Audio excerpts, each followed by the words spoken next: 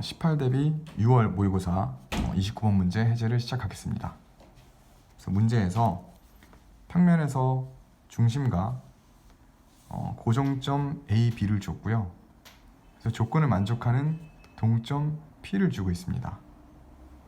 자, 그리고 가조건과 나조건을 동시에 봤을 때 가조건에 대해서 우리가 확인할 수 있는 거는 그 벡터 내적은 이때 이제는 저희가 이제 내적을 저희는 크기 코사인을 통해서 이제 내적을 갖다 구현을 해봤고요. 왜냐면 문제 자체가 지금 보면 원에서 반지름을 고정하고 있다는 것도 여러분들한테 각을 좀 집중하라는 얘기를 하고 있고, 그 다음에 이 문제 자체도 PA 벡터와 PB 벡터의 크기에 집중하는 거로 보고 봐서 문제가 크기와 각에 대한 테마로 내적을 구성하고 있는 것 같습니다. 그 결과 저도 이제는 크기 코사인을 통해서 가조건을 갖다가 재해석한 결과 코사인, 즉 P 벡터와 B 벡터 간의 이각과 이각에 대한 코사인 값과 A 벡터와 P 벡터에 대한 이각에 대한 코사인 값이 같다는 걸 확인할 수 있었고요.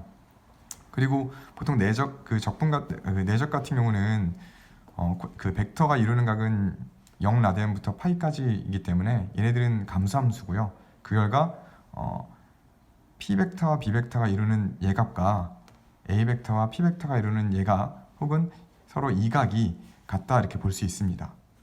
자, 문제 전체가 지금은 강제 시점을 갖다가 5로 이렇게 좀 몰아가고 있는 어떤 문제의 뉘앙스가 있어서 이 나조건 역시 OP 벡터와 OA 벡터 간의 차 벡터로 표현을 해줬고요.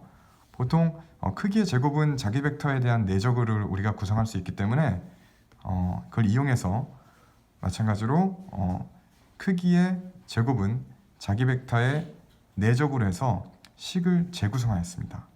식을 재구성한 결과 우리가 문제에서 주어진 조건들을 다 반영을 해보면요, A 벡터 크기는 반지름 1이고 B 벡터의 크기는 3이기 때문에 조건들을 반영을 해봤습니다.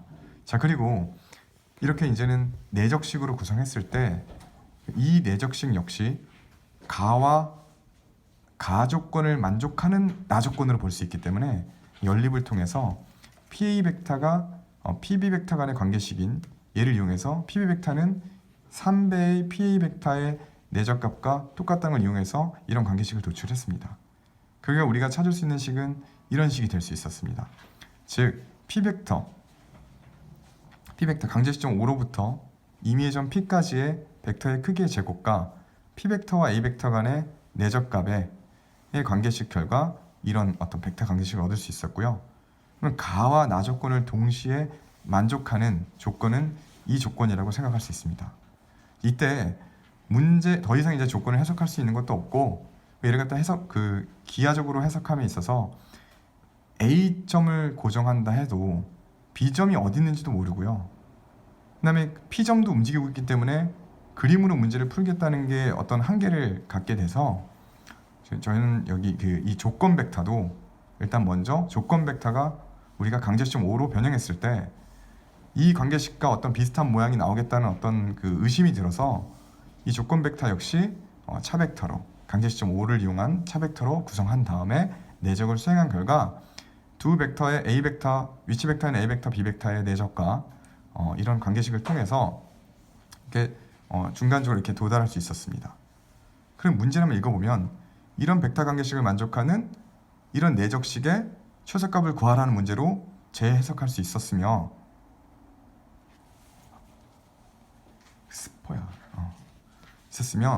그 결과 이 부분의 조건을 여기에 5로 이 부분이 이제 5라는 걸 확인할 수 있어서 그래가지고 A와 B 벡터의 내적값이란 스칼라 값 더하기 5가 우리가 원하는 값의 최소값을 구해야 될 대상값이라는 걸 확인할 수 있었습니다.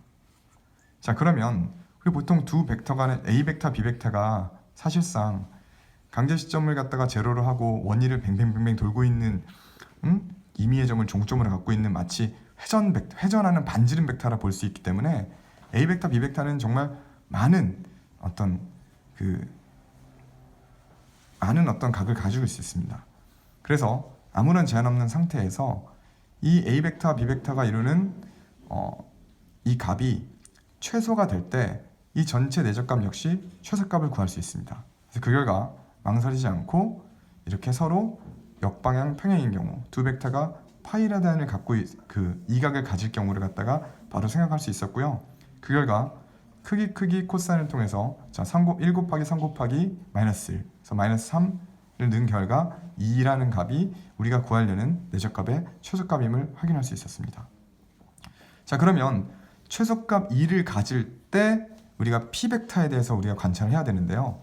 그럼 여기서 우리가 맨 처음에 주어진 가조건을 우리가 해석했을 때 주어진 조건 자체가 이렇게 서로 역방향 평행일 때 P 벡터와 A 벡터 간의 물론 이 P 벡터, A 벡터, B 벡터는 지금 강제 시점 제로로 다 강제 시점 통일되어 있고요. 그러니까 위치 벡터에서 우리가 각관계만 바라보게 됐을 때 서로 파이 라디안 차가 나는 이 두 벡터가 존재하고 P 벡터가 임의적으로 각만 봤을 때 이렇게 또 이렇게 회전한다 봤을 때 PA 벡터와 PB 벡터가 같을 경우는 이 경우 아니면 이 경우가 존재합니다.